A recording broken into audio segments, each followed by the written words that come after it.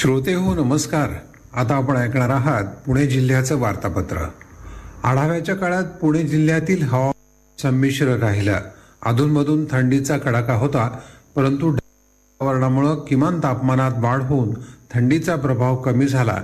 याचा परिणाम काही पिकांवरही होऊ शकतो. राज्यात वर्तमान आर्थिक वर्षात 50,000 वनराई बंधारे बांधण्याच्या उद्दिष्टापैकी 14,109 बंधारे बांधून झाले आहेत.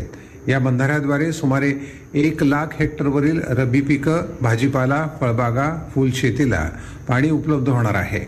तसंच भूगर्भातील पाणी पातळी वाढण्यासही मदत होईल, असं कृषी आयुक्तालयानं सांगितलं. पुणे विभागात 1,872 वनराई बंधारे तयार झाले आहेत.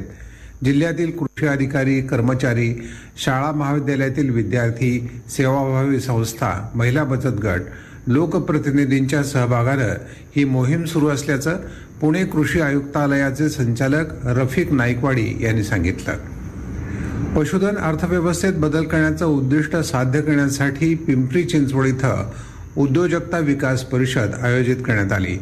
कृषी उद्योजक, लाभार्थी, शेतकरी आणि उद्योग संघटना यात सहभागी झाल्या. 77वा लष्कर दिनाचा सोहळा प्रथमच पुण्यात बॉम्बे इंजिनिअरिंग ग्रुपच्या मैदानावर आयोजित करण्यात आला. तसंच गौरव गाथा या कार्यक्रमात केंद्रीय संरक्षण मंत्री राजनाथ सिंग उपस्थित होते. पुण्यातील संरक्षण निर्मिती उद्योगाच्या अनुषंगानं हा दिवस पुण्यात आयोजित करण्यात आल्याचं त्यांनी सांगितलं. लष्कर दिनाच्या संचलनात लष्कराच्या यंत्रसामुग्री सज्जतेचं प्रदर्शन करण्यात आलं.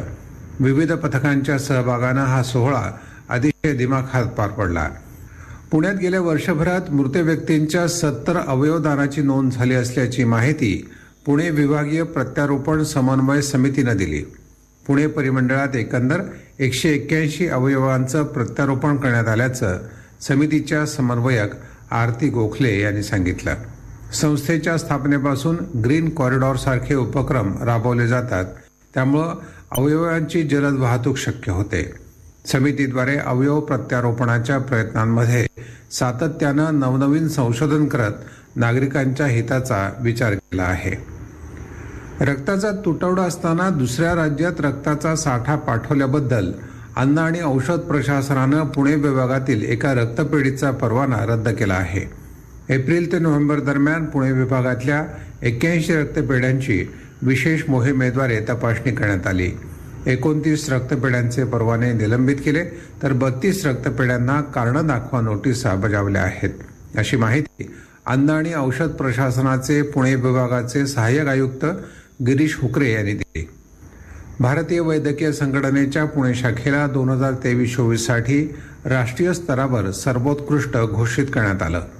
डॉक्टरांसाठी आयोजित कार्यशाळा, ऑनलाईन प्रमाणपत्र अभ्यासक्रम, अनेक सामाजिक उपक्रम, रक्तदान शिबिरं, लसीकरण मोहीम, खेडोपाड्यातील लोकांसाठी आरोग्य सेवा, परिचारिका आणि रुग्णालय कर्मचाऱ्यांसाठी अग्नी सुरक्षितता, आत्मसंरक्षण, संवाद कौशल्य उपक्रम, मानसिक आरोग्य आणि वैद्यकीय विद्यार्थ्यांसाठी मदत कार्य अशा अनेक नाविन्यपूर्ण उपक्रमांसाठी हा पुरस्कार देण्यात आला.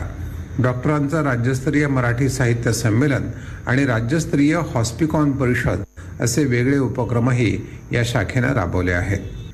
पुणे शहरात अस्वच्छता पसरवणाऱ्या 52,405 नागरिकांवर गेल्या वर्षभरात पुणे महापालिकेच्या घनकचरा विभागाकडून दंडात्मक कारवाई करण्यात आली. यात 3,28,187,000 रुपयांचा दंड वसूल करण्यात आला.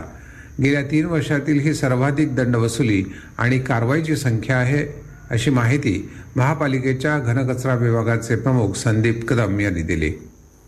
ज्येष्ठ पत्रकार, संगीत समीक्षक, लेखक माकरू पारधी यांचं पुण्यात निधन झालं. ते 104 वर्षांचे होते. मुंबईत दैनिक नवशक्ती, पुण्यात सकाळ, तरुण भारत आणि महाराष्ट्र हेराल्ड आणि दिल्ली इथल्या आकाशवाणीचा वृत्तसेवा विभागात त्यांनी काम केलं. 1978 मध्ये निवृत्तीनंतरही पारधी यांचं वृत्तपत्रीय समीक्षा लेखन दीर्घकाळ सुरू होतं. हे होतं पुणे जिल्ह्याचं वार्तापत्र. आलेख आणि वाचन मनोज क्षीरसागर. हा कार्यक्रम आकाशवाणी पुणे केंद्राच्या प्रादेशिक वृत्त विभागाद्वारे सादर करण्यात आला.